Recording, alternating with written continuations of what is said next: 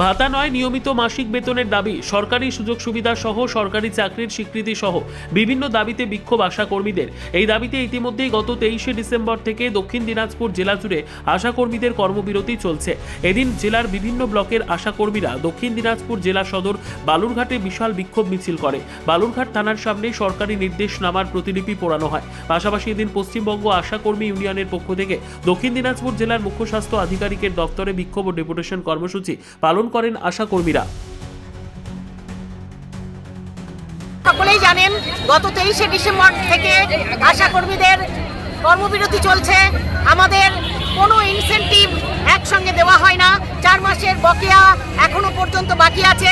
তার সাথে আমরা লক্ষ্য করছি বিভিন্ন দিনের আমাদের যে দাবি, যে একটা ন্যূনতম মজুরি যেটা দিয়ে তারা সংসার চালাবে, সেই ন্যূনতম মজুরি আমরা বলেছি যে 15,000 টাকা দেওয়া হোক। এবং তার সাথে আমরা এই যে ইনসেনটিভটা ঢুকছে, আমরা বলছি এইরকম নয়, আমরা কোনো ফরম্যাটে কাজ করব না, আমরা স্থায়ী কর্মচারীর স্বীকৃতি চাই।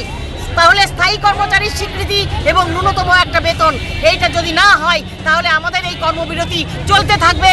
আগামী দিনে আমরা যেমন গত দিনগুলোতে বিএমওইজএনএম এর কাছে আমরা গিয়েছি, আমরা স্বাস্থ্য ভবনে গিয়েছি, আমরা দফায় দফায় আমরা সিএমওইজদের কাছেও গিয়েছি, আজকে আবার যাব এবং আমরা স্বাস্থ্য ভবনেও যাব।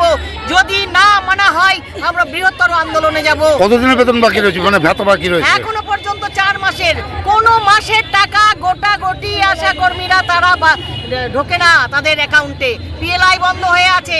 শুধু তাই নয়, কোনো সরকারি ছুটি এই আশা দিদিরা পায় না। আজকে প্রশাসনিকভাবে যে মেলা খেলার ডিউটিগুলো দেওয়া হয়, সেখানে নিরাপত্তা কোথায়?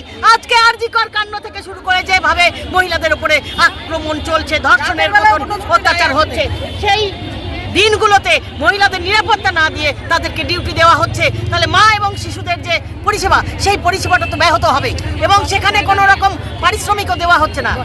কি প্রতিলিপি পূরণ হলো? কিসের প্রতিলিপি পূরণ হলো আজকে? আমরা সরকার যে গভর্নমেন্টের পক্ষ থেকে আশা কর্মীদের প্রতি যে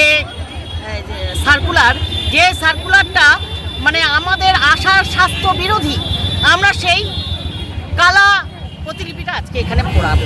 ব্যুরো রিপোর্ট, উত্তর বাংলা সংবাদ।